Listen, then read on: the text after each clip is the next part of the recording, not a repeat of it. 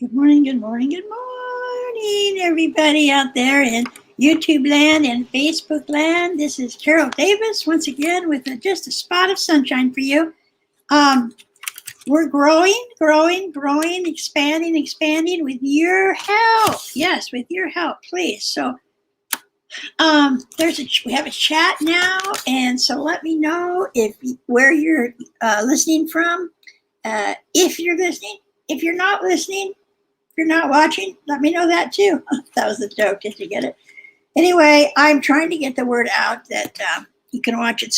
I'm broadcasting now simultaneously on 2 YouTube channels, I think, and for sure Facebook. We're still in the testing process here.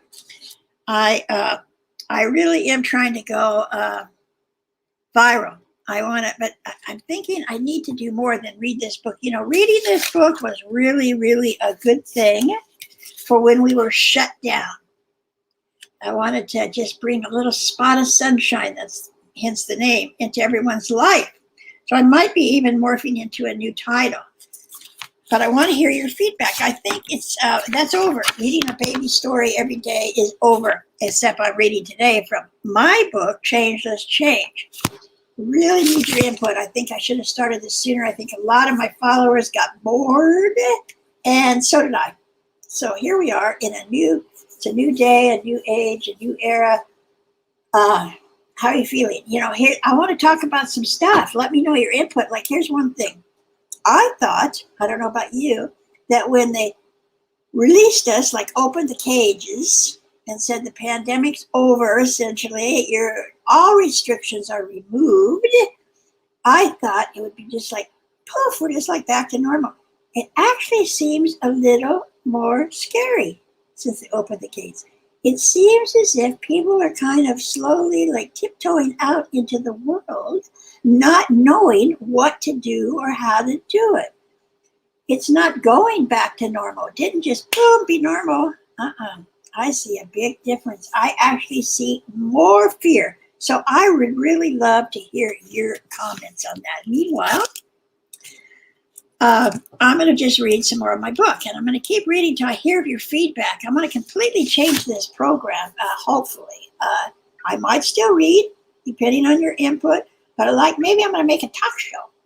I might interview people. It's going to morph into something really special, but I need your help.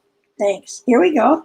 So yesterday we talked about releasing the agony of imperfection. Who doesn't know that one? So we read that, and it ended with, when you feel the agony, you can actually shrink it. What does that mean? Here's what it means. Shrink it see that big time bomb, shrink it into a little tiny, tiny marble. See? Shrink it. Shrink what? Shrink anything or anyone bothering you. I got to remember this one. When I feel hurt or intimidated by people, I shrink them into little children, and they're way less scary. I got someone in my mind right now I need to do it. I hear her name and I go, ah, I need to shrink her. You can also try the shrinking technique with any of your emotions. Next time you are overwhelmed with debilitating shame, squeeze that emotion into a small ball and put it in a box until you're ready to deal with it. Because that's an important statement until you're ready to deal with it. Because sometimes we have to shove down or squeeze into our emotions, or because maybe we're in the workplace, or it's just not the time. But we can't do that forever. Those emotions need to be dealt with, either with whatever, if you're in a 12-step program or professional help. You can't keep feeling those and keep shoving them down, because they will affect your behavior and your performance, just so you know. Shrinking is a temporary fix. It's a Band-Aid. Okay, moving on. I don't see anybody clicking on yet. Maybe they're on Facebook clicking on. I don't think I can see those right now. Let me check if I can see Facebook.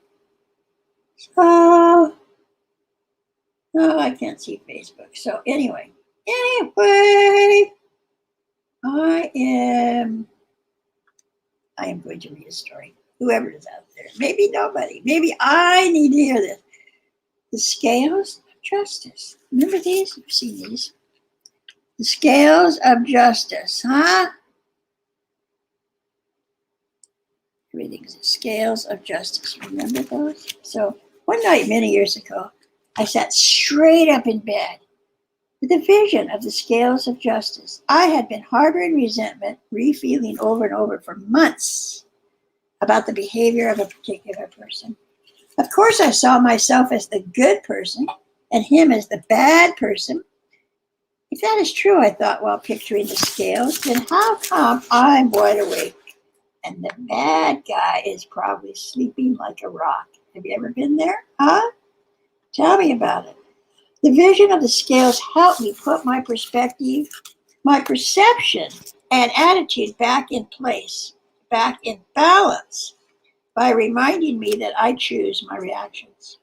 I made a choice in that moment not to torture myself, and never again have I lost sleep due to resentment. I just picture those scales and I'm okay. Well, I'm okay as far as sleeping is concerned, but I realized I needed to begin work on a lifetime of resentments. And I did this by taking inventory in the attic of my life. If you've been in my previous broadcast, you know the attic is my subconscious, where my past is stored. However, before I could get there, I needed to address my anger and my rage. I was way too angry to write. My teacher said, just start by writing anyway, just one page. Write down the name of someone. But I could not do that. I'm writing something in the chat. Trying to get some involvement here. So who knows what the addict is. Anyways, just start writing anyway, just one page. Write down the name of someone. But I could not do that. I could not start raging at just the thought of someone in my past. I was no longer acting out violently against people or property that was not mine. But I raged and smashed things, my own things, of course, because it's almost like I knew I could no longer smash your stuff. My stuff, I didn't want to smash it, but at least I wouldn't get in trouble. It would just be sad. And maybe that would lead me to solution faster. So when I was angry, I felt like a balloon filled to the brim with air that had been let go inside of me. Have you ever seen that, a balloon? You fill it up with air and you let it go, and it goes all over the place. That's how I felt inside when I was angry. Like balls were bouncing in every direction, uncontrollable inside of me. So, what did I do? One day I got the wild idea to beat up my bed. Yes, every time I felt the rage, I would pummel my bed until the energy inside of me dissipated. Of course, I wasn't always at home, so I occasionally had a few slips of the tongue. But more often, I would hold my anger inside, knowing my bed and some sweet release was waiting for me when I got home. See, we hear these things, we think, how stupid is that? Beat your bed up? What the heck are you? But yeah, how ridiculous is it to bottle up those feelings? Sure, we have to work on them. Sure, beating the bed up is not a solution, or punching a pillow, or that's just dissipating the physiological response to what's bothering me. It does not fix it. So when I release that energy, I'm able to enter into the attic of my being, to start rummaging through everything buried there, meaning I can start in the subconscious, I can write, and I can start uncovering, discovering, and discarding what's bothering me. See, here it is. Beat up the bed. This is all in the book, Changeless Change. You'll love it. I know you will. So, addict. Oh, so let me just read this, because I've talked a lot about the addict and I didn't even write about it yet. All the ideas I've carried with me since birth are stored in my subconscious mind, the place I call my attic. Stored in our attics is all we have learned throughout our lives, and mostly what we've learned during our first few years on this planet. This is what continues to direct our actions and reactions to everything. What a powerhouse your attic is. Most of us have no idea that it is the fuel for the engine that spins our minds and directs our actions and reactions. The information stored in our attic adds instruction and direction every day to what we are reading, seeing, or being told.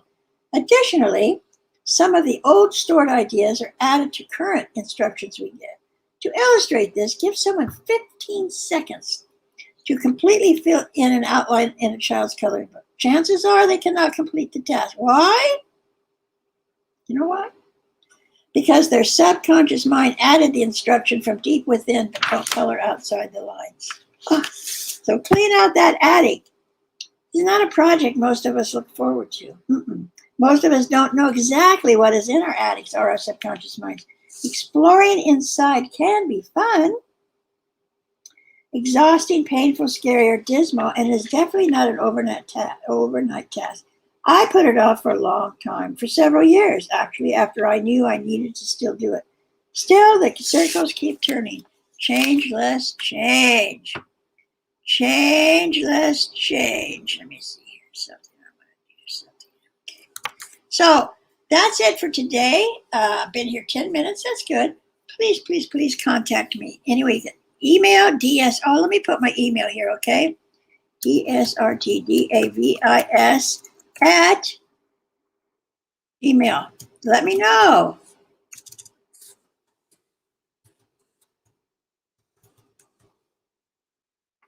There you go. Hey, so have an amazing day, you guys. Hope to hear from you soon. I'm going to keep doing this. Bye.